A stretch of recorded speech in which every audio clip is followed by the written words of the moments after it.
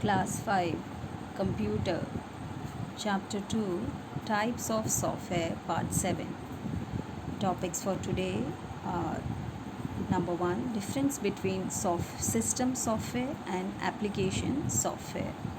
Number 2, operational support system or operations support system. Children, we learned that system software and application software are the two main types of software, and we also learned that system softwares are very important software for the computer to run. So let's learn. In our last class we learned the difference between the application about this application software, and we learned about the different types of application software. There are two types of application software. One, general purpose application software, which is used by everyone. Everybody can use it, like MS Office, which has all this Word 2016, Excel 2016, Access 2016, PowerPoint, Corel Draw, Paint, game software. All these are even from Lotus Smart Suite we have OpenOffice. All these are the general which is used in general by everyone. So it's a general purpose application software. And we also learned about another type of application software, that is special purpose application software, and it is also called as customized software. Why it is called customized? Because it is designed in such a way that it meets the needs of one particular user or an organization. So we learned that Tally, Busy, reservation systems and billing system, payroll system, all these are customized softwares. Now today in this class we are going to learn about the difference between the system software and application software. So what are these differences? Let's see one by one. System software is a type of program installed to control the operations of computer system and run the application programs. So system software is needed to run the application programs. Without the system software we cannot run these application software. Application software is installed as per the requirements of the user. If we need it, then only we can, if we need it, then we can install it. Otherwise we don't have to. It utilizes the capability of a computer on which it is installed. So with this statement, what do we understand? That system software is very important for the computer because it controls the operations of a computer system, whereas the application software is as per the requirement of the user. Number 2, system software includes programs such as compilers, system utilities, debuggers, drivers, assemblers, etc.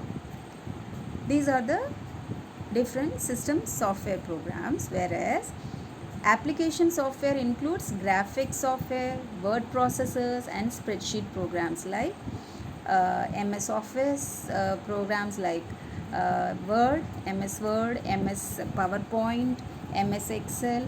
All these are application software. Number 3, you cannot interact with the system software while working on a computer as it runs in the background. So what does this mean? It makes a computer operational.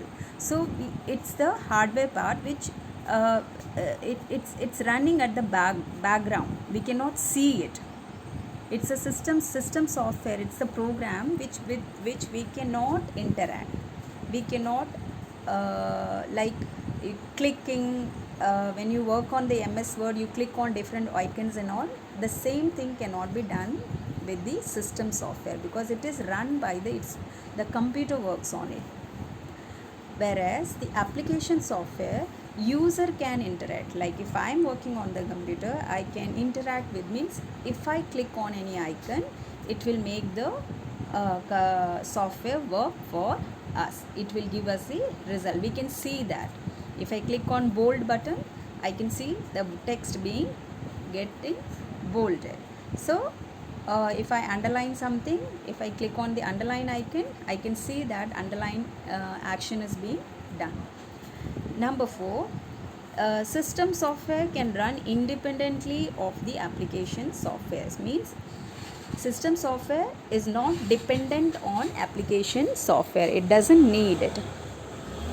Whereas application software cannot run without the presence of system software. So for system software, for application software,